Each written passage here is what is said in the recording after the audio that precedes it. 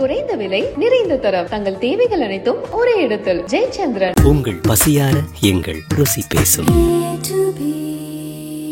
நீலம் studios applause entertainment தயாரிப்பில் மாரி செல்வராஜ் இயக்கத்தில் துருவ் விக்ரம் நடிக்கும் பைசன் காலமாடன் அக்டோபர் 17 முதல் திரையரங்குகளில். அப்புறம் அன்று அதுக்கு அடுத்த நாள் ஒரு 2 இரவுகள்ல திரும்பவும் அவளோட உறவு கொள்றதுக்கு அவன் முயற்சிக்கும் போது எனக்கு இதெல்லாம் பிடிக்கல, எனக்கு இது வேண்டாம் அப்படின்னா. ஏன்னா பயமா இருக்குதா அப்படின்னு. இந்த மாதிரி ஒரு கறிக்கட்ட மாதிரி மூஞ்சியை வச்சுட்டு உனக்கு இவ்வளோ அழகான பொண்ணு கேட்குதா அப்படின்னு அவன் கட்டில்ல ஒரு சைடில் அவன் தலையணை வச்சு படுத்துப்பான், இவ லெஃப்ட் சைடில் அவ படுத்துப்பான். நடுவில் என்ன பண்ணுவா, ஒரு 3 பில்லோவை நடுவா வச்சு பார்ட்டிஷன் பண்ணிட்டு நடுராத்திரி எல்லாம் ஃபோன் பேசுறான்.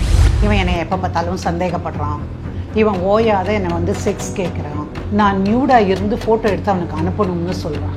டவுனில் எப்படி இருப்போம், பெண்கள் ஆண்களோட பேசித்தானப்பா இருப்போம், பேசினாலே சந்தேகம். என்ன பண்ணியிருக்கா, இவன் எதையாவது கண்டுபிடிச்சிருவான்னு ஒரு பயத்தில் இந்த பாத்ரூம் கழுவுறதுக்கு இதுக்கெல்லாம் டோமெக்ஸ்னு ஒன்று வச்சுருப்பீங்களா அந்த காலத்தில், அதை எடுத்து மடமுடன்னு குடிச்சிடுறான். அதுக்கப்புறமா அந்த பொண்ணு சொல்லிட்டா டைரக்டாகவே, இங்கே பாரு, உன் மூஞ்சியை பார்த்தாலே எனக்கு உன் மேலே ஆசை வரல, எனக்கு உன்னை பிடிக்கல, எனக்கு வினோத்தை பிடிச்சிருக்கு, அதுக்காக நீ என்னை தப்பானவள்னு சொல்ல முடியாது.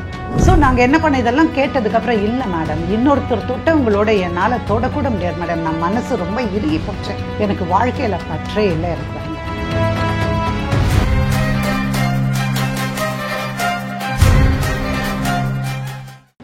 நக்கீரன் நேயர்களுக்கு வணக்கம். இது வழக்கியன் நிகழ்ச்சிக்கு உங்களை வரவேற்கிறோம். மேடம் சாந்தகுமாரி அவர்கள் நம்முடன் இணைந்திருக்காங்க. வணக்கம். எப்படி இருந்தது உங்க தீபாவளி? உங்களால சிறப்பா இருந்துச்சு மேம். அது எப்படி? உங்க வீடியோ வந்ததுக்கு அப்புறம் பயங்கரமா நிறைய பேர் இன்ஸ்பயர் இருக்காங்க என்ன மாதிரியே. அந்த வீடியோ பலராலும் பேசப்பட்டு வருது மேடம். இன்னைக்கு எந்த மாதிரியான வழக்கு மேடம்? இன்னைக்கு மணிவாசகம்னு சொல்லிட்டு ஒரு பாவப்பட்ட இளைஞனை பற்றிய ஒரு கதை.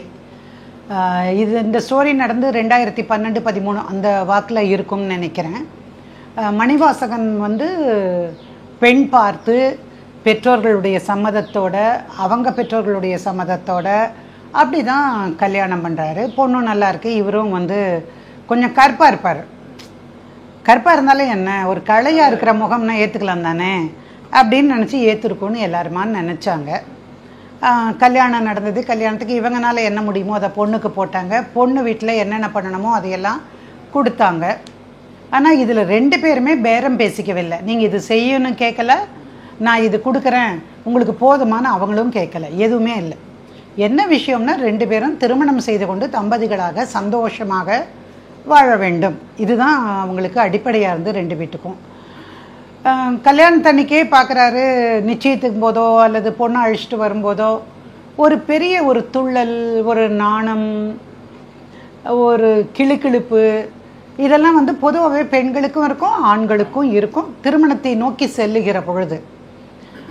அதுவரை பெண்ணின் அருகாமை என்பது அப்பா அம்மாவுக்கு தெரியாம அல்லது திருட்டுத்தனமா அந்த மாதிரி தான் இருந்திருக்கும். அதுலேயும் ஒரு உரிமையோட கைப்பிடிக்க தொட என்று அந்த உரிமையோடு வருகிற பொழுது அந்த எதிர்பார்ப்போடு தான் ஆணும் இருப்பார் பெண்ணும் இருப்பார். பட் இந்த பெண்ணுக்கு அது இல்லவே இல்லை. 2-3 தடவை திரும்பி பார்த்து என்னாச்சு அப்படின்னு ஜாடையில் கேட்குறாரு. நத்திங் அப்படின்னுடுற அவோ. கல்யாணம் நடக்கிற பொழுது கூட அந்த பெண்ணு இந்த இடுப்பில் ஒரு சுருக்கு பை போட்டிருப்பாங்க பாருங்க சில பேர், அந்த மாதிரி ஒரு செல்ஃபோனை தொங்க விட்டுருக்குறா. அப்புறம் இது எதுக்கு அப்படின்னு அவங்க பெரியம்மா கேட்குறாங்க. கூட இன்னைக்கு ஒரு நாளைக்காவது ஃபோன் இல்லாமல் நிம்மதியாக ஏற அப்படின்னு. இல்லை பெரியம்மா, அது பாட்டுக்கு கிடந்துட்டு போகுது, நான் சைலண்டில் தான் போட்டிருக்கேன் அப்படிங்கிறாப்புல. இந்த பையன் சிரிக்கிறான், இது என்னடா இது அப்படின்னு சிரிக்கிறான். ஆனால் கல்யாணம் முடியுது. கல்யாணம் முடிஞ்சு அம்மா அப்பா வீட்டில் இருக்காங்க ஒரு 10 நாள். அப்புறம் மாமனார் மாமியார் வீட்டுக்கு போய் இருக்கிறாங்க. அப்போ மாமனார் மாமியார் வீட்டுக்கு போய் இருக்கும்போது இந்த பையன்கிட்ட அவங்க மாமனார் பேசுகிறார். தம்பி, அம்மா வீட்லேயும் வேண்டாம், என் வீட்லேயும் வேண்டாம், நீங்கள் 2 பேரும் தனி கொடுத்தனமாக இருந்தால் உங்களுக்குள்ள புரிதல் வர்றதுக்கு வாய்ப்பாக இருக்கும். 2 பேரும் ஒருத்தரை புரிஞ்சுட்டிங்கன்னா வாழ்க்கை சந்தோஷமாக இருக்கும் தானே தம்பி அப்படின்னு. உங்கள் வீட்டில் தானே மாமா இருக்க போகிறோம் அப்படின்னு அந்த தம்பி சொல்கிறாப்புல. என் வீட்லேயே இருந்தாலும்ப்பா பெரியவங்க இருந்தால் அது கொஞ்சம் இடைஞ்சலாக இருக்கும். நான் நல்ல முற்போக்கான சிந்தனை எனக்கு, அதனால் நீங்கள் 2 பேரும் தனியாக இருக்கிறது நல்லது. ஆனால் என்ன நாங்கள் அடிக்கடி பார்த்துட்டு போகிற மாதிரி நீங்கள் எங்கள் வீட்டிலேருந்து ஒரு 2-3 தெரு தள்ளி ஒரு வீடு பார்த்து வைங்க அப்புறம் வந்து கேட்குறான், ஏம்மா உங்கள் அப்பா இப்படி சொல்கிறாரு, நீ என்ன சொல்கிற அப்படின்னாப்புல. எங்கள் அப்பா சொன்னால் எல்லாமே கரெக்டாக தான் இருக்கும் அப்படின்னாப்புல. அப்போ உனக்கு வந்து தனியாக இருக்கணும்னு விருப்பமா, இல்லை எங்கள் அப்பா அம்மாவோட கூட இருக்கணுமா? எனக்கு தனியாக இருக்க தான் விருப்பம் அப்படின்னாப்புல. இவனுக்கு அந்த பொண்ணு மேலே ஒரு ஆசை. பொண்ணு உங்களை மாதிரி நல்லா சிவப்பாக இருப்பாளாமா, மூக்கு மொழியுமா இருந்திருக்கா. அவளை பார்த்த உடனே இவனுக்கு ஒரு ஈர்ப்பு. இது வந்து குவைட் நேச்சுரல். ஸோ அந்த பொண்ணுக்கிட்ட பேசும்போது, சரி உன் விருப்பம் இதுதானே, நம்ம பார்ப்போம், ஒரு 6 months நம்ம ஒரு பீரியடாக வச்சுப்போம், அதுக்கப்புறம் let us decide with whom we are going to live அப்படின்னு. சரின்னு 2 பேரும் வீடு எடுத்து தண்ணி கொடுத்தனும் போகிறாங்க. போகும்போது அவங்க அப்பா அம்மா எல்லா திங்ஸும் வாங்கினது எல்லாம் கொண்டு வந்து போட்டு எல்லாம் செட் பண்ணி கொடுக்குறாங்க. இவங்க அப்பா அம்மாவும் வந்து பால் காய்ச்சி கொடுத்து, நல்லா இருங்க, சந்தோஷமாக இருங்க, ஏதாவதுனா கூட எங்களை எப்போ வேணால் நீங்கள் ஆலோசனை கேட்கலாம் அப்படின்னு. அந்த அம்மாவுக்கும் அப்பாவுக்கும் தெரியல பாவம். இந்த காலத்து பிள்ளைங்கள்லாம் வந்து ஆலோசனையெல்லாம் யார்கிட்டையும் வாங்கிறதுக்கு விரும்புகிறதே கிடையாது. இருந்தாலும் அவங்க சொன்னதுக்கு எஸ்ன்னு சொல்லிட்டாங்க. இப்போ அடுத்த நாள்லேருந்து பால் காய்ச்சி முடிச்சு அடுத்த நாள்லேருந்து இவங்க தான் தண்ணி குடித்தனம். அப்போ தனி குடித்தனம் இருக்கும்போது தான் இவன் பார்க்குறான், அந்த பொண்ணு இவன் பக்கத்துலேயே வரமாட்டேங்குது. அடிக்கடி போய் எங்கேயாவது உட்காந்துக்குது, எப்போ பார்த்தாலும் ஃபோனை இப்படி கையில் வச்சுட்டு இப்படியே பேசிகிட்ருக்கு. அப்புறம் கேட்காங்க, வா வந்து என்னோட உட்காந்து பேசிட்டுரு, நம்ம ஒருத்தர் புரிஞ்சுக்க வேண்டாமா அப்படின்னு கேட்குறேன். இதை புரிஞ்சுக்கிறதுக்கு தான் வாழ்நாள் முழுக்க இருக்குது. என்னோட தலையெழுத்து அதுதாங்கும் போது அப்புறம் புரிஞ்சுக்க முடியாதா என்ன, நான் பண்ணிக்கிறேன். ஏன் இப்படி சொல்கிற? ஒன்றும் இல்லை, சும்மா தமாஷ் பண்ணேன். ஆனால் பக்கத்தில் வந்து கூட உட்கார்றதில்ல. ஆனால் இதுக்கு முன்னாடியே அவங்க 2 பேருக்கு இடையில தாம்பத்தியம் நடந்திருக்கிறது. எப்போ அந்த முதலிரவு அந்த சாங்கியம் எல்லாம் இருக்கும்ல, சீரு சிறப்பு அதெல்லாம் முடிகிற வரைக்கும் இருந்திருக்கு. பட் எந்த நேரத்திலும் கல்யாணத்துக்கு முன்னாடி எப்படி இருந்தாலோ அதை விட அலூஃபாக இருக்கிறான். இவர் இருக்கிற இடத்துல வந்து உட்கார்றது கிடையாது. போய் ரூமில் போய் கதவு சாத்திக்கிறா, அவள் யார்ட்டையோ பேசுகிற சத்தம் கேட்குது. அப்புறம் இவன் நினச்சான், சரி ஒருவேளை அப்பா அம்மாவை பிரிஞ்சிருக்கிறதுனால இருக்குமோ என்னவோ, அம்மா அப்பாட்ட பேசி அழுகிறாளோ என்னவோ. நீ ஒன்றும் கவலைப்படாத, எந்த சிரமமும் இல்லை, உனக்கு எதுவுமே நான் தரமாட்டேன், சிரமம் தரமாட்டேன். அப்புறம் அன்று அதுக்கு அடுத்த நாள் ஒரு 2 இரவுகளில் திரும்பவும் அவளோட உறவு கொள்றதுக்கு அவன் முயற்சிக்கும் போது, எனக்கு இதெல்லாம் பிடிக்கலை, எனக்கு இது வேண்டாம் அப்படிங்கிறான். ஏன்னா பயமாக இருக்குதா அப்படின்னு. பயமெல்லாம் இல்லை, ஆனால் எனக்கு இன்னும் பிடிக்கலை அப்படின்னு சொல்கிறாங்க. ஏன் என்ன பிடிக்கல, அதை நீ முதலையே சொல்லியிருக்கலாமே. இல்லை, இந்த மாதிரி ஒரு கறிக்கிட்ட மாதிரி மூஞ்சியை வச்சுட்டு உனக்கு வந்து இவ்வளோ அழகான பொண்ணு கேட்குதா அப்படின்னு அவன் கேட்குறான். இவனுக்கு அப்படியே முகத்தில் அரைஞ்ச மாதிரி ஆயிடுது. நீ அன்னைக்கு பிடிச்சிருக்குன்னு சொன்னதை தானே உங்கள் பேரண்ட்ஸ் எல்லாம் சொன்னாங்க, அதனால தானே நானும் சம்மதம் தெரிவித்தேன். நான் சம்மதம் தெரிவிக்கலைன்னு எங்கள் அப்பா அம்மா விடமாட்டாங்களே, எனக்கு வேறு வழி இல்லையே, அதனால தான் சம்மதம்னு சொன்னேன். பட் கல்யாணமே பண்ணிட்டாலும் எனக்கு விருப்பம் இல்லாத போது நீ என்னை தொடக்கூடாது. I am not interested in that. சரி, 2 நாள் போகட்டும், 3 நாள் போகட்டும், வலிக்குமா இல்லை யாருக்குமே. இதையே ஒரு பெண் ஆணுக்கு சொன்ன போது எப்படி வலிக்கும், அதே மாதிரி பெண்ணுக்கும் வலிக்கத்தான் செய்யும். அப்போ இந்த ஆணுக்கு வந்து அந்த வலி தாங்கலை. அப்புறம் ஒரு 2-3 நாள் அவள் பக்கத்தில் வர்றது கூட அவனுக்கு அச்சமாக இருந்தது. அப்போ ஏதாவது ஒன்று செய்யணும். ஏன்னா சரி கொஞ்சம் சுமூகமாக போகலாம். அவளும் வேலைக்கு போகிறா, நானும் வேலைக்கு போகிறேன். ஸோ வேலைகள் முழுக்க நம்ம 2 பேருமே செஞ்சுக்கலாம், ஒன்றும் கவலையே வேண்டாம். நான் வந்து எங்கள் அப்பா அம்மாவுக்கு உதவி செய்வேன் எப்போவுமே, அதனால் எனக்கு கொஞ்சம் பழக்கம் இருக்குது. ஸோ 2 பேரும் சேர்ந்து எல்லாம், அவன் காய்கறி நறுக்கி கொடுக்குறான், அல்லது பாத்திரம்லாம் தேய்ச்சி கொடுக்குறான், துணியெல்லாம் வாஷிங் மிஷினில் ஓடிச்சுன்னு அதை எடுத்து கொண்டு போய் காய போடுறான். Just to please her, that I will not be a Burton to you அப்படின்னு காட்டணும்னு நான் நினைக்கிறேன். ஆனால் அதையெல்லாம் வந்து ஒரு சாதாரணமான ஒரு விஷயமா புறந்தள்ளிட்டு வேலை முடிஞ்சோன்னா நீங்கள் வேணால் சாப்பிடுங்க அப்படிங்கிற. அம்மா 2 பேரும் சாப்பிடலாம், நம்ம 2 பேரும் ஒன்றா தானே போகணும், நீ சாப்பிடு, நான் பைக்கில் கொண்டு போய் உன்னை ஆஃபீஸில் விட்டுட்டு நான் போகிறேன். அதுக்கு இந்த பொண்ணு சொல்கிறேன், உனக்கு பைக்கே ஓட்ட தெரியாதுன்னு தான் நான் நினச்சிட்ருக்கேன், எனக்கு இதெல்லாம் வேண்டாம், எனக்கு வந்து கம்பெனியிலேருந்து கேப் வந்துடும், நான் கேபில் போயிடுவேன். சரி, உனக்கு அதுதான் பிடிக்குதுன்னா நீ போ, சாயங்காலம் மட்டும் நான் வரும்போது வந்து நான் கூட்டிகிட்டு வரேன்.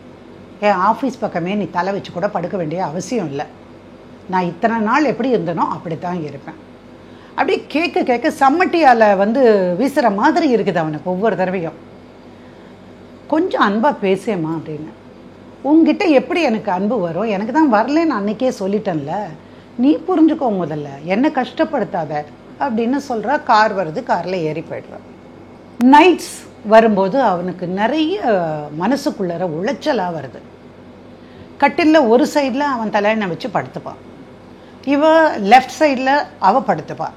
நடுவில் என்ன பண்ணுவா, ஒரு 3 பில்லோவை நடுவாக வச்சு பார்ட்டிஷன் பண்ணிடுவான். பார்ட்டிஷன் பண்ணிட்டு நடுராத்திரி எல்லாம் ஃபோன் பேசுகிறான். இந்த பெட்ஷீட் இருக்கு பாருங்க, இதெல்லாம் நீங்கள் பண்ணியிருப்பீங்களே, அந்த மாதிரி பெட்ஷீட்டை போத்திட்டு உள்ளே அதை வச்சுக்கிட்டு காதுக்கு இதை போட்டு இதெல்லாம் பண்ணிட்டு பேசும்போது இவனுக்கு ரொம்ப சங்கடமாக இருக்குது. என்ன அப்புறம் பேச முடியாது பாருங்கள், இப்போ தானே திட்டெல்லாம் வாங்கியிருக்கிறான், அதனால் பேசாமட்டு அடுத்த நாள் காலையில் யாருமா அது பேசுனதுன்னு, என் கசின் பேசினாங்க அப்படின்னு அவன் சொல்கிறான். உன் கசினுக்கு நேரங்காலமே தெரியாதா அப்படின்னு. நான் தான் சொன்னேன், நான் எப்போ வேணாலும் ஃப்ரீயாக தான் இருப்பேன், நீ கூப்பிடுன்னு, அதனால தான் அவன் பேசுகிறான் அப்படின்னா விட்டுட்டான். பாத்ரூம் போகும்போது ஃபோனை எடுத்துகிட்டே போயிடுவான். பாத்ரூம் போனாக்கா ஒரு 2 நிமிஷத்தில் 1 பாத்ரூம் போயிடுவாங்க, இல்லது ஒரு 5 மினிட்ஸ், மேக்ஸிமம் 10 மினிட்ஸ்ன்னு வைங்க. ½ அன் ஹவர் அந்த பாத்ரூமில் என்ன பண்ணுவாங்க? அப்போ தான் எதுக்குமா நீ ஃபோனை எடுத்துகிட்டு போகிற, ஃபோனை எடுத்துகிட்டு போனேன்னா அது பார்க்கணுன்னு தோணும், தேவையில்லை தானே, வெளியே வச்சுட்டு போகலாமே அப்படின்னு. எனக்கு ஃபோன் கர்ணனுக்கு எப்படி கவச குண்டலமோ அது மாதிரி எனக்கு. நான் ஃபோன் இல்லாமல் எங்கேயும் போக மாட்டேன். என் ஆஃபீஸ்லேருந்து ஃப்ரெஷ்ஷாக கால் வரும், எப்போ வேணால் வரும், எங்கள் பாஸ் கூப்பிடுவார், நீ வச்சுட்டு போ, உங்கள் பாஸ் கூப்பிட்டா நான் கூப்பிடுறேன் உன்னை, நான் என்ன பாதியிலே எழுந்து வர முடியும்? என்னுடைய இந்த ஃபோன் விஷயத்துலலாம் நீங்கள் தலையிடாதீங்க. எஸ் ஓட்டுடுறேன். அதுக்கப்புறம் பார்த்தீங்கன்னா எப்போ வீட்டில் இருந்தாலும் ஓயாத ஃபோன், அதுவும் குறிப்பாக இந்த நடுராத்திரியில் தொடர்ச்சியாக அந்த 12:30 மணி 1 மணி அப்படின்னெல்லாம் வருது. ஒரு நாள் அவள் குளிக்க போயிருந்தான், ஏமாந்து செல்ஃபோனை வச்சுட்டு போயிட்டா போல. அப்போ ஒரு கால் வருது. கவச குண்டலத்தில் கழட்டி வச்சுட்டு போயிட்டாங்களா? கவச குண்டலத்தை கழட்டி வச்சுட்டு போயிட்டாங்க. ஆமாம். அப்புறம் அவன் இவர் போய் பார்க்குறாப்புல, ஹாய் டார்லிங் கிளம்பிட்டியா அப்படின்னு சொல்லி ஒரு ஃபோன் வருது. தன்னுடைய மனைவியை யாரோ ஒருவன் டார்லிங் அப்படின்னு கூப்பிட்டாக்கா ஒத்து வராது, அது எந்த ஆணுக்குமே கொஞ்சம் மனசு கஷ்டமாக தான் இருக்கும். அப்புறம் உனக்கு ஃபோன் வந்ததுமா பாரு அப்படிங்கிறாப்புல, வெளியே வந்ததுக்கப்புறம் அந்த பொண்ணு. அப்புறம் இவன் ஃபோனை பார்க்க போகும்போது, ஏம்மா யாரும்மா அது உன்னை டார்லிங்னு கூப்பிடுறவன்? அப்போ நீங்கள் என் ஃபோனை பார்த்தீங்க தானே? யார் கேட்டு பார்த்தீங்க? என் ஆஃபீஸில் கலீக்ஸ்லாம் ரொம்ப ஃப்ரீயாக இருப்பாங்க, டார்லிங்கிறது இப்போல்லாம் ரொம்ப சாதாரணமான விஷயம். நீங்கள் ஒரு வரப்பட்டிக்காட்டிலேருந்து வந்திருக்கிறீங்க, நான் சிட்டி கேர்ள், ஒரு பெரிய ஆஃபீஸில் இவ்வளோ காலமாக நான் ஒர்க் பண்ணியிருக்கேன். ஸோ டார்லிங் டியர் அப்படிங்கிறதெல்லாம் சர்வசாதாரணமான வார்த்தைகள், இதுலையெல்லாம் ஒன்றுமே கிடையாது. சரி விட்டுட்டாங்க. தென் இப்படியே போகுது. சாப்பாடு போடுறதில்ல இவனுக்கு, இவனுடைய துணிகளை துவைக்கிறது கிடையாது, சகலமும் இவரே செய்து கொள்கிறார். ஆனாலும் கல்யாணத்தில் இந்த உறவை அவர் மீட்டெடுக்க வேண்டும்னு போராடுறார். எதுவாக இருந்தாலும் அவள் சொல்கிற மாதிரி ரொம்ப ஃப்ரெண்ட்ஸ் கூட அவளுக்கு இருக்கலாம், அவங்க பேசுகிறதெல்லாம் நாமே சந்தேகப்படணும் அப்படின்னு சொல்லி வருது. அப்புறம் எந்த நம்பர்லேருந்து தொடர்ச்சியாக இந்த கால் வருது அப்படின்னு அவன் தெரிஞ்சுக்கணும். கால்லாகவும் எடுக்க முடியாது. அப்போது இந்த ஃபோன் நீ எப்போ வாங்கின, எங்கே வாங்கின அப்படின்னு கேட்குறாரு.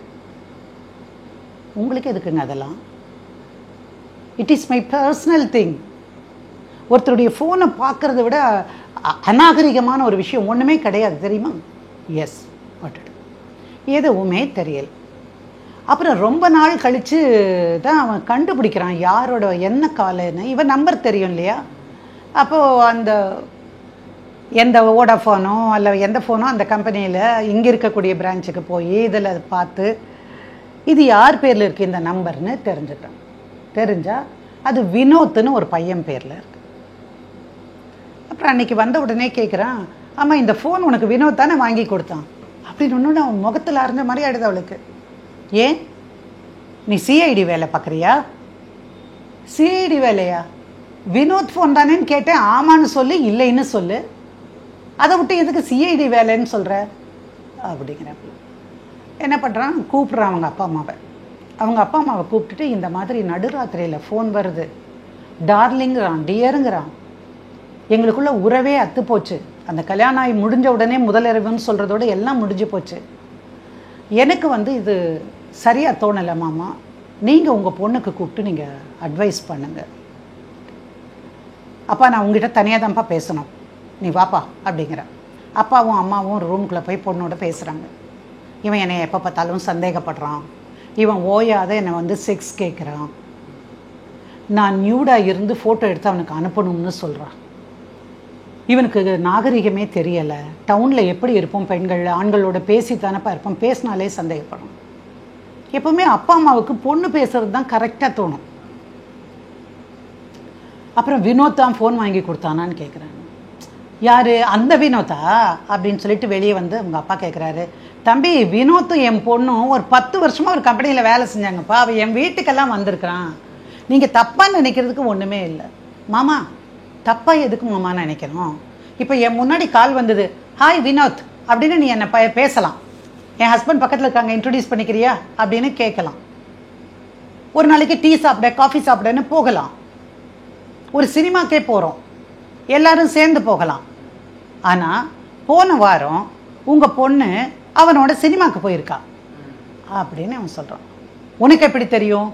பாரு, எப்படி தெரியுங்கிறது வேற, நீ போகலைன்னு சொல்லலைல்ல, அப்போவே தெரியும் தானே, உண்மை எப்படி வருதுன்னு பாருங்க அப்படின்னு சொன்ன உடனே நாங்கள் ஃப்ரெண்ட்ஸ் எல்லாரும் போனோம். அந்த கடைசியிலிருந்து ரோம் வந்தது, அது வந்து ஒரு இடத்துல முடிஞ்ச உடனே அடுத்த 2 சீட் வந்தது, நாங்கள் 2 பேரும் உட்கார்ந்துருந்தோம் அப்படின்னு. இவர் என்ன சொல்லுவார்? இதுதாங்க பிரச்சனையே. சினிமாவுக்கு போகிறேன்னா சினிமாவுக்கு போகிறேன்னு சொல்லணும். யதார்த்தமாக சொல்ல, இப்போ நான் வந்து கேர்ள் ஃப்ரெண்ட்ஸோட யார்கிட்டயா தனியாக போய் நான் உட்காந்து ஹோட்டலில் ஒரே டம்ளரில் ஜூஸில் அதில் 2 ஸ்ட்ரா போட்டு நாங்கள் குடித்தா அவங்க பொண்ணு ஒத்துப்பாளா அப்படின்னு கேட்குறான். தம்பி அப்படியெல்லாம் நினைக்காதீங்க, நாங்கள் அந்த மாதிரி பொண்ணெல்லாம் நாங்கள் வளர்க்கவே இல்லை அப்படின்னா அவள் சொல்லியிருந்தா நான் அங்கேயே கல்யாணம் பண்ணி கொடுத்துருப்பேனே அப்படின்னாப்புல.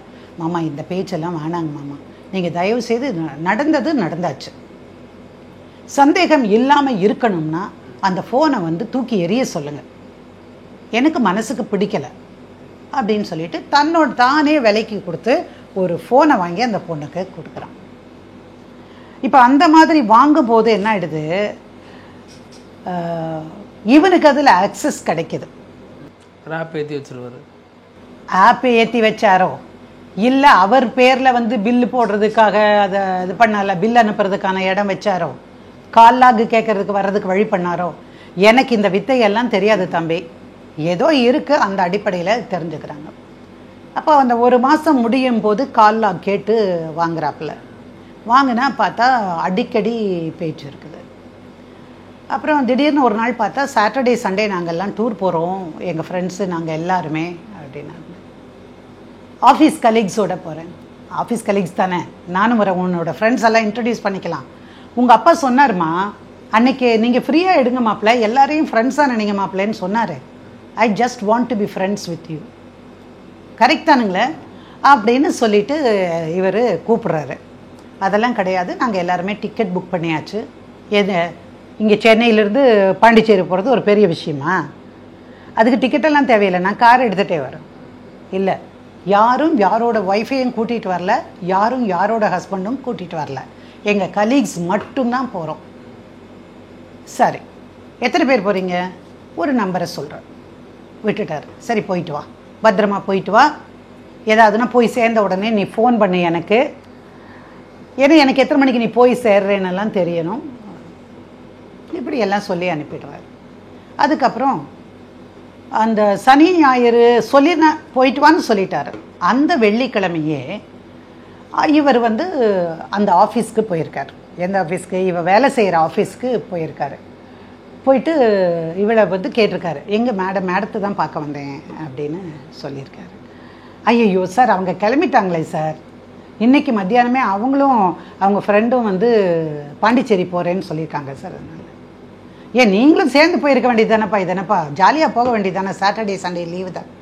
வெரி கூலி he dealt with the matter.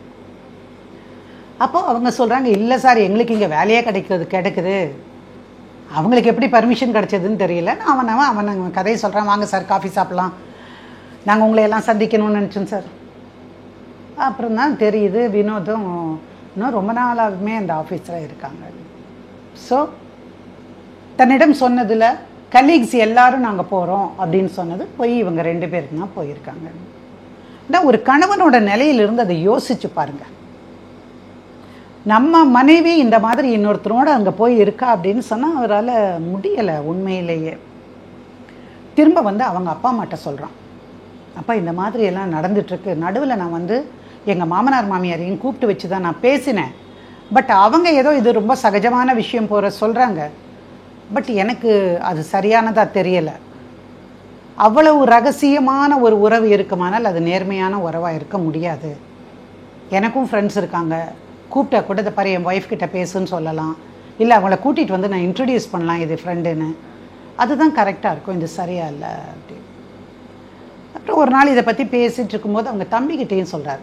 தம்பி எகிரிட்டு அடிக்க வந்துடுறாப்புல, எங்கள் அக்காவை பற்றி எங்களுக்கு தெரியாதா, நான் இத்தனை வருஷம் எங்கள் அக்கா கூடவே இருந்திருக்கிறேன் அப்படின்னெல்லாம் அந்த பையன் சொல்கிறான். ஸோ யாருமே நமக்கு சப்போர்ட் இல்லை. சரி, அதுக்கப்புறம் என்ன பண்ணுறான், பேச்சுவார்த்தையை நிறுத்திடுறான், வீட்லேயே பேசுறது இல்லை. ஒரு 4 நாள் என்ன பண்ணுறான், எங்கே போகிறேன்னு சொல்லாமல் வெளியே போயிடுறான். 4 நாள் ஆளை காணும்னு உடனே இவளுக்கு மனசுக்கு ஏதோ நடக்குது, நமக்கு பின்னாடி ஏதோ நடக்குதுன்னு ஒரு பயம். அப்புறம் மாமனார் மாமியார் வீட்டுக்கு கூப்பிட்டு உங்கள் மகன் வந்தாங்களா அப்படின்னு கேட்குறாப்புல. இல்லையம்மா, அவன் எங்கே இங்கே வர்றான், உன்னை கல்யாணம் பண்ணதோட அப்பா அம்மாவே வேண்டான்ட்டு உட்காந்துருக்குறான் அப்படின்னு அவங்க சொல்ல. அப்புறம் நாங்கள் வேணால் அங்கே வந்து இருக்கவா என்னம்மா அப்படின்னு கேட்குறாப்புல அவங்க அப்பா அம்மா. இல்லை இல்லை நான் பார்த்துக்கிறேன், எங்கேயாவது அவங்க ஃப்ரெண்ட்ஸை பார்க்குறக்க ஏதாவது ஒரு அவசரமாக ஒரு டெத்து நடந்திருக்கலாம், போயிருக்கலாம், சொல்ல முடியாமல் இருக்கலாம், அவ்வளோதானே, நான் வேணா ஃபோன் பண்ணி கேட்டு சொல்கிறேன் அவனுக்கு அப்படின்னு சொல்ல. இல்லை நீங்கள் பேச வேண்டாம், நானே பேசிக்கிறேன். என்ன பண்ணியிருக்கா, இவன் எதையாவது கண்டுபிடிச்சிருவான்னு ஒரு பயத்தில் இந்த பாத்ரூம் கழுவுறதுக்கு இதுக்கெல்லாம் டோமெக்ஸ்னு ஒன்று வச்சுருப்பீங்களா அந்த காலத்தில், ஞாபகம் இருக்கா, அதை எடுத்து மடமடன்னு குடிச்சிடுறான். குடிச்சிட்டு இவனுக்கு message, I am going to die, I have committed suicide, before I could die I want to see you அப்படின்னு போடுறான். இது போன உடனே அந்த பையன் பதறி அடிச்சுட்டு வந்துடுறான். அவன் வேற எங்கேயும் போகல, சென்னைக்குள்ளே தான் இருந்திருக்கான், ஒரு ஷாக் ட்ரீட்மெண்ட் கொடுக்கலான்னு. அப்புறம் வந்து உடனே ஹாஸ்பிட்டலுக்கு கூட்டிகிட்டு போய் அவனை பார்த்தாக்கா, சார் ஒன்றும் இல்லை சார், டோமேக்ஸ் எடுத்து குடிச்சிருக்காங்க சார், எதுக்குமா இதெல்லாம், வயிறு சுத்தம் பண்ணணும்னு சொன்னால் நானே ஒரு டேப்லெட் கொடுப்பேன்ல, டாக்டர் ஜோக் அடிக்கிறாரு. அப்புறம் பேசாமல் மெடிக்கோ லீகல் கேஸுன்னு சொல்லுவாங்க, அதையெல்லாம் எம்எல்சி அந்த மாதிரி வரக்கூடாதுன்னு இதெல்லாம் ஒன்றுமே சொல்லாமல் பண்ணாலும் கூட கடைசியில் உள்ளே அட்மிட் பண்ணி ஸ்டமக் வாஷ் பண்ணுவாங்க. அது பண்ணினா டாக்டர் கண்டுபிடிச்சிடுறாங்க, சார் இதெல்லாம் அந்த மாதிரி வேணாம் சார் அப்படின்லாம் சொல்லிவிட்டு. ஆனால் இவன் என்ன பண்ணுறான், என்ன ப்ரொசீஜர் பண்ணிங்களோ அதை மட்டும் எழுதி கொடுங்க சார், ஏதோ வாமிட்டிங்கிற மாதிரி எழுதி கொடுங்க சார் அப்படின்னு. அவர் எல்லாமே எழுதி கொடுத்துட்டாரு. ஆனால் சூசைடுன்னு மட்டும் எழுதலை. இதை அவன் வாங்கிட்டு வரான். பாருங்கள், உங்கள் பொண்ணு இந்த மாதிரி பண்ணுறான் அப்படின்னு. இந்த மாதிரி பண்ணுறான் அப்படின்னு சொன்னதுக்கு அப்புறமா அவங்க அப்பா சொல்கிறாரு, இல்லை தம்பி, நீங்கள் அவளை சந்தேகப்பட்டதும் தப்பு, அந்த ஃபோன் யூஸ் பண்ண வேண்டாம்னு சொன்னதும் தப்பு, உங்களுக்கு பிடிக்கலன்னா சொல்லிவிடுங்க, நான் பிள்ளைய கூட்டிகிட்டு போயிடுறேன்னு. அதுக்கு எதுக்கு மாமா நான் இவ்வளோ கஷ்டப்படணும், நான் எவ்வளவோ உங்கள்கிட்ட சொல்லி பார்த்துட்டேன். தென் நான் அதெல்லாம் பேசினதுக்கப்புறம் அவங்க அப்பா கூப்பிட்டு இந்த பொண்ணுக்கிட்ட சொல்லியிருக்காரு, இனியாவது கொஞ்சம் சரியாக நடந்துக்கோன்னு சொல்லியிருக்கக்கூட. எந்த பெற்றவங்களும் நீ தப்பான வழியில் போன்னு சொல்ல மாட்டாங்க. நீங்கள் ஃப்ரெண்ட்ஸ் இருந்தால் ஃப்ரெண்ட்ஷிப் வேறு, this is not a friendship, something more than that. Dear டார்லிங்குன்னு சொல்லிட்டு ஒவ்வொரு கொஞ்சல், இல்லை நீ எங்கே காணோம் உனக்காக நான் அங்கேயே வெயிட் பண்ணுறேங்கிறது இதெல்லாம் சாதாரணமாக சொல்கிற விஷயம் இல்லை. ஸோ அவங்களும் கூப்பிட்டு கண்டிச்சிருக்கு கூடும்னு நான் நினைக்கிறேன்.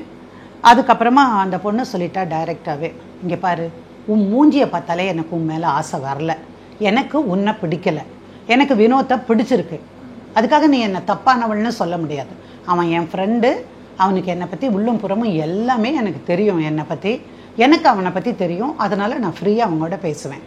ஒரு பொண்ணு ஃபோனில் அடுத்த பையன்கிட்ட பேசக்கூடாதுன்னு ஏதாவது இருக்கா சட்டத்தில்? நீ சொல்லு. ஃப்ரெண்ட்ஸ் கூட போகக்கூடாதுன்னு ஏதாவது சட்டம் இருந்து அதுக்கு ஒரு தண்டனை இருந்தால் நீ சொல்லு, நீ சொல்கிறத ஏற்றுக்கலாம். இதெல்லாம் சாதாரணமான விஷயம். நீ என்ன எடுக்கிற, என்னை வந்து மறுபடியும் என்னுடைய பெற்றவர்கள்ட்டையும் மற்றவங்ககிட்டையும் நீ அவமானப்படுத்துகிற. So I don't want to live with you அப்படின்னு சொல்லிடுறேன். இவன் பார்த்தான், நேராக பெட்டியை தூக்கினா தான் பெட்டியை அவங்க அப்பா அம்மா வீட்டுக்கு போயிட்டான்.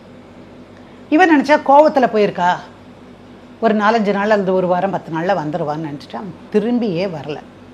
தென் அவங்க அப்பா அம்மாட்ட போயிட்டு, இந்த மாதிரி அவர் போனவர் 10 நாளாக வரல, வீட்டு வாடகை கேட்டு ஹவுஸ் ஓனர் வந்திருக்கிறாருப்பா, நான் என்ன பண்ணட்டும் அப்படின்னு கேட்குறார். நீ ஏன் 10 நாளாக போனது சொல்லலை அப்படின்னு அவர் கேட்க, இல்லைப்பா அதே விஷயந்தான்ப்பா, பழைய விஷயந்தான்ப்பா, நான் இந்த தடவை சொல்லிட்டேன், நீ கருப்பாக இருக்க, எனக்கு உன்னை பிடிக்கல, உன்னை பார்த்தா ஆசை வரல, எனக்கு எந்த உணர்வும் வரலன்னு சொல்லிட்டேன் அப்படின்னா. அவங்க அப்பா அம்மாவுக்கு சரியான வலி தான் அந்த பொண்ணு சொல்கிற வார்த்தையெல்லாம். ஆனால் பொண்ணை விட்டு கொடுக்கல. நேராக அவங்க அப்பா அம்மாவுக்கு ஃபோன் பண்ணுறாங்க. ஃபோன் பண்ணிவிட்டு நாங்கள் அப்பா வரோம், உங்ககிட்ட கொஞ்சம் பேசணும், உங்கள் பொண்ணு நடவடிக்கை கொஞ்சம், உங்கள் பையன் நடவடிக்கை கொஞ்சம் சரியில்லை, என் பொண்ணை வந்து தன்னந்தனியாக விட்டுட்டு இங்கே வந்து இருக்கான் அப்படின்னு சொல்லி கேட்டிருக்காங்க. வாங்க பேசலாம் அப்படின்ட்டுருக்காங்க. நேராக வீட்டுக்கு போன உடனே அவங்க அப்பா கேட்டாராம்மா, என் பையனுடைய நடவடிக்கை சரியில்லைன்னு சொல்கிறதுக்கு உங்களுக்கு தகுதியே இல்லைங்க சம்மந்தி. உங்கள் பொண்ணு செஞ்சது கொஞ்சம் இல்லை, என் பையன் இந்த 10 நாளாக எங்ககிட்ட சொன்ன வார்த்தையெல்லாம் கேட்கும்போது இப்படி போய் ஒரு பாழுங்கணத்தில் என் பையனை தள்ளிட்டனே தான் இருக்குது அப்படின்னு அந்த அம்மாவும் சொன்னாங்க. சொன்ன இவரும் ஆன வரைக்கும் சொல்லி பார்த்தாருங்க. பட் அவர் சொன்னார், இந்த பாருங்க மாமா, எனக்கு வந்து நான் கல்யாணம் பண்ணியிருக்கேன், தப்போ ரைட்டோ நான் அவளோட தான் வாழணும். இப்போ கூட நடந்ததையெல்லாம் அப்படியே எரேஸ் பண்ணிவிட்டு நான் அவளோட வாழ தயார். ஆனால் இனிமேல் இந்த வினோத்தோட நட்பு தொடரக்கூடாது, என்னை அவமானப்படுத்துறதுன்னு எனக்கு இஷ்டமே இல்லைன்னு அவள் சொல்லிட்டான்னா எனக்கு வேண்டாம், விட்டுருங்க அப்படின்னு. சரின்னு போய் பார்க்குறாங்க. நான் பேசிட்டு உனக்கு சொல்கிறேன், நீ அவசரப்பட்டு முடிவெடுக்காதப்பா அப்படின்னு சொல்லிட்டாங்க. இந்த பையன் 1 மாதம் பார்க்குறான், 2 மாதம் பார்க்குறான், அவங்க அப்பா கிட்ட இருந்தும் எந்த பதிலும் இல்லை, இந்த பொண்ணுக்கிட்ட இருந்தும் எந்த பதிலும் இல்லை. சரின்னு ஹவுஸ் ஓனருக்கு ஃபோன் பண்ணுறான். ஃபோன் பண்ணி, அங்கிள் 2 மாதமாக நான் வாடகை கொடுக்காம இருக்கேன், சாரி அங்கிள் நான் அனுப்புகிறேன். இல்லைப்பா, உங்கள் மாமனார் அனுப்பியிருந்தாரு, என்ன உங்களுக்குள்ளே ஏதாவது தகராறா, அடுத்த மாதம் வீட்டை காலி பண்ணிட்டு போகிறேன்னு சொல்லி அந்த பொண்ணு எங்களுக்கு நோட்டீஸ் கொடுத்துருச்சுப்பா அப்படின்னாங்க. அப்படிங்களா அங்கிள், சரிங்க அங்கிள், என்ன உங்களுக்கு என்ன பிரச்சனையா, அதெல்லாம் ஒன்றும் இல்லை அங்கிள், ஏதாவது தேவைன்னா நான் உங்ககிட்ட வந்து சொல்கிறேன். 3வது மாதம் வரைக்கும் பார்த்துட்டு நேராக இந்த ஆஃபீஸ்க்கு வந்துட்டார். சார் என்ன பண்ணுவீங்க இந்த மாதிரி சூழ்நிலையில்? அடல்ட்ரினா அது ஒரு குற்றம். 2014-13 அது குற்றம். இப்போ வேணால் குற்றம் இல்லை, ஆனாலும் டைவர்ஸ்க்கு அது ஒரு பேசிக் கிரவுண்டாக அது இருந்திருக்கு, இன்றைக்கும் இருக்குது. ஸோ நாங்கள் என்ன பண்ண, இதெல்லாம் கேட்டதுக்கப்புறம் இல்லை மேடம், இன்னொருத்தர் தொட்டவங்களோட என்னால் தொடக்கூட முடியாது மேடம், நான் மனசு ரொம்ப இறுகி போச்சு, எனக்கு வாழ்க்கையில் பற்றே இல்லை, எனக்கு வேண்டாம். சரின்னு இந்த விஷயங்கள் அத்தனையும் ஒரு 10 பக்கத்துக்கு எழுதி நாங்கள் ஃபைல் பண்ணிடணும் சார். ஃபைல் பண்ண உடனே நோட்டீஸ் போய் சேர்றதுக்கு 1 மாதம் ஆகும். நோட்டீஸ் போய் அவங்க அப்பா அம்மா கிட்ட சேர்ந்த உடனேயே ஒரு கும்பலே வந்துருச்சு சார் இங்கே அவங்க வீட்டுக்கு. நேராக வந்துட்டு மிரட்ட ஆரம்பிச்சிட்டாங்க. நாங்கள் உன் மேலே வரதட்சணை கொடுமைன்னு வழக்கு கொடுப்போம், உன் மேலே வந்து நீ இந்த மாதிரியெல்லாம் அடித்த உதச்ச இதெல்லாம் சொல்லுவேன், பணம் கொடுக்குறதுனால தான் நீ ஓடி போயிட்டேன்னு சொல்லுவோம், கேஸ் எல்லாம் போட்டு உன்னை என்ன பண்ணுறேன் பாரு அப்படின்ட்டாப்புல. இந்த பையன் ரொம்ப கூலாக டீல் பண்ணான். மாமா, நீங்கள் சொல்கிறதெல்லாம் சத்தியம்னு நீங்கள் நம்புனீங்கன்னா நீங்கள் தாராளமாக போய் போலீஸில் கம்ப்ளைண்ட் கொடுங்க, கேஸ் தானே மாமா, கேஸ் பார்த்துக்கலாம் அப்படின்னு அவன் சொல்கிறான். போனவங்க கேஸ் கொடுப்பாங்கன்னா இவரும் எதிர்பார்த்துட்டு இருந்தார். ஆனால் கேஸ் வரலை. நோட்டீஸை வாங்கிட்டு வந்த பொண்ணு வந்த உடனே என்ன பண்ணணும், கேஸுக்கு பதிலாக ஒரு கவுண்டரை கொடுக்கணும். கவுண்டரே போடாமல் 4 மாதம் 5 மாதம் இழுத்தடிக்கிறான். பாதி நாள் கோர்ட்டுக்கே வரதில்லை. சட்டம் தன் கடமையை செய்யும்னு சொல்லுவாங்க. அப்படி சட்டம் தன் கடமையை செய்யும்னா இதுக்குள்ளே அந்த பொண்ணை பிடிச்சி ஏதாவது கேள்வி கேட்டிருக்கணும். ஆனால் எதுவுமே நடக்கலையே, என்ன பண்ணுறது அப்படின்னு இவனுக்கு ஒரே மன வருத்தம். அப்புறம் சரி நம்ம வேணால் பேசி பார்க்கலான்ட்டு அவங்க வக்கீலை கூப்பிட்டு கேட்டேன். உண்மையாக அந்த பொண்ணுக்கு வாழணும்னு விருப்பம் இருந்தால் வேறு எந்த கண்டிஷனும் இல்லை, அவள் திங்ஸ் எல்லாம் எடுத்துகிட்டு போய் அவங்க வீட்டில் போட்டுக்க சொல்லுங்கள், அவங்க நகையெல்லாம் அவங்க வீட்டிலையே வச்சுக்க சொல்லுங்கள், எங்கள் அப்பா அம்மா வீட்டுக்கு, இந்த பையனுடைய அப்பா அம்மா வீட்டுக்கு வந்து பொண்ணும் மாப்பிள்ளையுமா இங்கே இருக்கட்டும், ஒரு 6 மாதம் நிம்மதியாக இருந்து பிரச்சனை இல்லாமல் இருக்கணும். ஒன்று, நேரங்கிட்ட நேரத்தில் பேசுகிறத நிறுத்தணும், அந்த வினோத்துங்கிற பையனோட கனெக்ஷனை கட் பண்ணணும் அப்படின்னு இவங்க சொல்கிறாங்க. சரிங்க, நீங்கள் சொல்கிறதுல ஒன்றும் தப்பே இல்லையே மேடம், நீங்கள் நியாயமாக தான் பேசுவீங்க எப்போவுமே, நீங்கள் அதுவும் பொண்களுக்காக இருக்கிறவருங்க நீங்கள் இப்போ இது கேட்குறீங்கன்னா அதில் ஒரு விஷயம் இருக்கும், நான் பேசுகிறேன் சார். அப்புறம் இன்றைக்கி பேசுகிறேன் மேடம், நாளைக்கு பேசினேன், அந்த பொண்ணு பதில் சொல்லலை, அவங்க அப்பா பதில் சொல்லலை, அதில் ஒரு 4 மாதம் போச்சு. அப்புறம் அந்த சமயத்தில் தான் சொன்னேன், நீ போ போலீஸ்க்கு போ, அடல்ட்ரி மேலே அந்த பையன் மேலே கம்ப்ளைண்ட் கொடு, அந்த சட்டத்தின் கீழே யார் வந்து அந்த பொண்ணுடைய பேரவரோ யாரோட தவறான உறவு வைத்து அந்த பெண் இப்பொழுது வரைக்கும் இருந்திருக்காளோ அவன் மேலே கேஸை கொடு. கேஸை கொடுத்து போலீஸ்காரரை எஃப்ஐஆர் பதிவு பண்ண சொல்லு அப்படின்னு. எஃப்ஐஆர் எல்லாம் பதிவு பண்ண முடியாது, முதல்ல அது கொடுத்தாலே போதும், அவ்வளோதான் தேவை. அப்புறம் இதெல்லாம் பேசின உடனேயே இந்த வக்கீல் போய் இந்த கொடுத்த உடனே அந்த வக்கீல்கிட்ட இந்த பொண்ணு வந்திருக்கா. அப்பா ஏம்மா அவங்க தான் முதல்லையே கேட்டாங்கல்லம்மா, அமைதியாக ஏதாவது நம்ம பண்ணியிருக்கலாம்லம்மா அப்படின்னு அவர் சொல்ல, நீ எனக்கு வக்கீலா அவங்களுக்கு வக்கீலான்னு அவங்கக்கிட்ட ஒரு சரி நீங்களே பேசுங்க. இந்த பொண்ணு அதுக்கப்புறம் தான் இந்த பையனை கூப்பிட்றா, சார் இந்த வக்கீலும் வேண்டாம் அந்த வக்கீலும் வேண்டாம், இங்கே பார் எனக்கு உன்னை பிடிக்கலை, அதனால் எனக்கு நீ வேண்டாம், முடிச்சிடலாம் இதோட, நான் அதுக்கு தானேம்மா போட்டிருக்கேன், நான் அதுலேயே பார்த்துக்கிறேன். அப்புறம் வராங்கப்பா அப்பா அம்மா தம்பி எல்லாம், தம்பி காலில் கூட விழுகிறோம், நீங்கள் அப்படி பேசாதீங்க தம்பி, நம்ம மியூச்சுவல் கன்சென்ட்டில் போயிடலாம். ஏன் சொல்லுங்கள் பார்க்கலாம். தெரியலை என்ன விஷயம்னா, இதில் ஆர்டர் ஆச்சுன்னா இவன் சொன்ன குற்றச்சாட்டுக்கள் பேரில் தானே வரும், ஆர்டர்லாம் வருமா இல்லையா?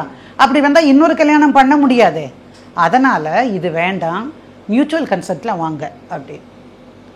தம்பிக்காரன் எகிர்றான், 30 லட்ச ரூபா நாங்கள் கல்யாணத்துக்கு செலவு பண்ணியிருக்க மாட்டான், அந்த 30 லட்சத்தையும் எடுத்து வச்சுட்டு நீங்கள் டைவர்ஸ் கேளுங்க, ஏன்னா எங்கள் பொண்ணு வீசி கிடக்குன்னு நினச்சிங்களான்னு. அவங்க அப்பா அடக்கிறாரு, டே தம்பி அமைதியாரு அமைதியாரு, ஒரே ஒரு நயா பைசா கூட நான் கொடுக்க மாட்டேன், கொடுக்க வேண்டிய அவசியம் இல்லை, நான் தான் இதில் அவமானப்பட்டு இருக்கிறேன், நான் தான் இதில் ஏமாந்துருக்கேன், என் வாழ்க்கையும் தான் போச்சு, அதனால் நான் பைசா கொடுக்க ரெடியாக இல்லை. இல்லை உங்கள் கல்யாணத்தும் போது உங்களுக்கு இந்த செலவு செஞ்சுருக்கோம், உங்களுக்கு பட்டு வேட்டி எடுத்திருக்கோம், இது பண்ணியிருக்கோம், ஒரு பிரேஸ்லெட் போட்டிருக்கோம், இதெல்லாம் சேர்த்து 2,70,000 ஆயுது, அதை கொடுங்க, உங்கள் நகையும் வேண்டாம் உங்கள் பணமும் வேண்டாம் எதுவுமே வேண்டாம், அந்த 2,70,000 நான் கொடுத்துருவேன். ஏன்னா எனக்கு உங்கள் நகையை பற்றியெல்லாம் பெரிய கவலையெல்லாம் கிடையாது, எனக்கு தேவையும் இல்லை அது, அதனால் நான் அதை கொடுத்துறேன். மியூச்சுவல் கன்சர்ன் போட்டு தான் சார் வந்தோம். அந்த பொண்ணு இந்த பையனை முறைக்குது பாருங்க, ஏதோ இவன் தான் அடல்ட்ரி கமிட் பண்ண மாதிரியும் அவ ஏதோ எரிச்சிடுற கண்ணகி மாதிரியும் அந்த மாதிரி ஒரு ஃபேஸை வச்சுட்டு வருது சார் அந்த பொண்ணு. அந்த பொண்ணுக்கிட்ட கூட அவன் கொடுக்க மாட்டேன்ட்டான், அவங்க அப்பா கிட்ட கொடுத்து என் பெண் சார்பில் நான் ரூபாய் 2,70,000 கல்யாணத்துக்கு மாப்பிள்ளைக்கு செய்த சீர்வரிசையை திரும்ப பெற்றுக்கொண்டேன், இதற்கு மேற்கொண்டு வரவேண்டிய பொருட்கள் எதுவும் இல்லை அப்படின்னு போட்டு எழுதி கையெழுத்து போட்டு கொடுத்தார். அதை வாங்கினாங்க, அதுக்கப்புறம் தான் மியூச்சுவல் கன்சல்ட்டில் எவிடன்ஸ் எல்லாம் எடுத்து அதோட கேஸ் முடிஞ்சது. இது அவங்களுக்கு என்னதான் காரணம் மேம்? இவரை பிடிக்காதனால அவர் கூட பழக்கம் சார்? அவங்களுக்கு ஏற்கனவே தொடர்பு சார், 10 வருஷமா இருக்காங்க சார். சார் ஒரு மனுஷன் உடனே டார்லிங்னு என்கிட்ட பேசிட முடியுமா? அதோட வச்சுட்டு கல்யாணம் வேற பண்ணியிருக்காங்களே அப்படின்னு தான் கேட்குறேன்.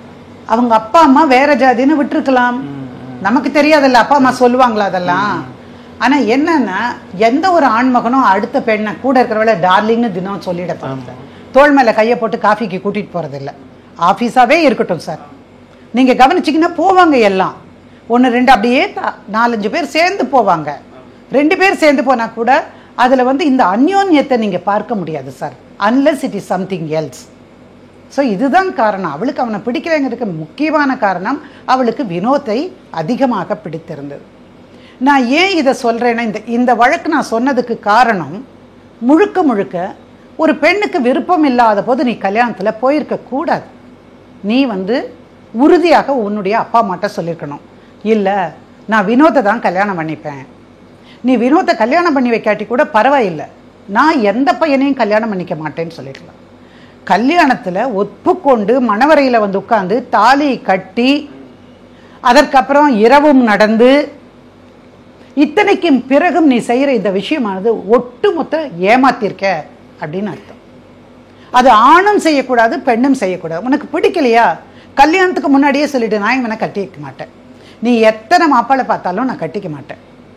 எதுக்காக ஏமாத்தணும்? அந்த பையன் தன் வாழ்க்கையில் என்ன தப்பு செஞ்சார்? மணிவாசகத்தை பொறுத்த வரைக்கும் நல்லா படித்தான், MBA வரைக்கும் படித்தான், வேலைக்கு போனான், நல்லா சம்பாதிச்சான், நல்ல குடும்பத்து பையனாக இருந்திருக்கான். உன்னை கூட நீ தப்பு செய்கிறேன்னு தெரிஞ்சே கூட திருத்துவதற்கு முயற்சி செஞ்சுருக்கான். அப்புறம் ஒரு வாய்ப்பு கொடுத்தான், நீ திருந்தி வா நாம் சேர்ந்து வாழ்வோன்னு சொன்னான். எல்லா கதவுகளையும் அடைத்து விட்டு எனக்கு மட்டும் காத்து வரணும்னா எங்கேருந்து வரும்னு கேட்குறேன். ஸோ ஆண்களானாலும் பெண்களானாலும் பிடிக்கலைன்னா அந்த இடத்துலயே கட் பண்ணி விடுங்க சார். எதுக்காக அந்த பையனை இவ்வளோ சிரமப்படுத்தணும்? நீங்கள் யோசிச்சு பாருங்க. பொண்ணுங்களை விட பசங்களுக்கு அதிக வயசாகும் போது தான் அது கல்யாணம் ஆகும். நம்ம பாப்பெல்லாம் 5 வயசு வித்தியாசமாக இருக்கணும், 7 வயசு வித்தியாசமாக இருக்கணும், அப்படி பார்த்து தானே கல்யாணம் பண்ணுவோம். அப்படி கல்யாணம் பண்ணும்போது இது ஒன்று நடந்துருச்சுன்னு வச்சுக்கோங்க, இதுலேயே 2-3 வருஷம் போயிடுது. அதுக்கப்புறம் கல்யாணத்தை பற்றி நினைக்கிறதுக்கு பயமாக இருக்கும் சார். எந்த பொண்ணு பார்த்தாலும் இந்த புத்துல எந்த பாம்போ அப்படின்னு தோணுமா இல்லையா? ஸோ மன ரீதியாக ஆண் பாதிக்கப்பட்டிருப்பான். அவனுடைய வாழ்க்கை சின்னாபின்னமாயிடும். உண்மையிலேயே தங்கமாட்ட ஒரு பொண்ணு வந்தா கூட அவனை அறியாம அவன் மனசு அவளை கண்காணிக்கும், எங்க இவனும் ஏமாத்திடுவாளோ அப்படின்னு. ஸோ இதையெல்லாம் தவிர்க்கணும்னா, உனக்கு பிடிக்கலன்னா வேண்டான்னு நீயும் போயிடு. அதே மாதிரி ஆணும் போயிடுறதுங்கிறது 2 பேருக்கும் ஒரு நல்ல வாழ்க்கைக்கு உத்தரவாதம் கொடுக்குற விஷயமாக இருக்கும்னு நான் நினைக்கிறேன். இதில் மணிவாசகம் வாழ்க்கை தான் கேள்விக்குறியா ஆயிடுச்சு. அவங்களால இவர் வாழ்க்கை பாதிக்கப்பட்டோம். இதே மாதிரி இன்னொரு வழக்கோட சந்திக்கலாம் மேடம். ரொம்ப நன்றி, வணக்கம். நக்கீரன் டிவிக்கு சப்ஸ்கிரைப் செய்யுங்கள். உங்கள் ஆதரவே எங்கள் பலம். ஆசிரியர்களுக்கு நண்பனாகவும் மாணவர்களுக்கு ஆசானாகவும் திகழும் தேர்வு வழிகாட்டி. ஒவ்வொரு பாடத்திற்கும் அனுபவமிக்க ஆசிரியர்களின் துல்லியமான தெளிவான விடைகள். CNC இருக்கு, தேர்வு பயம் எதற்கு? இது தீரன் பப்ளிஷிங் ஹவுஸ் விற்பனை வெளியீடு.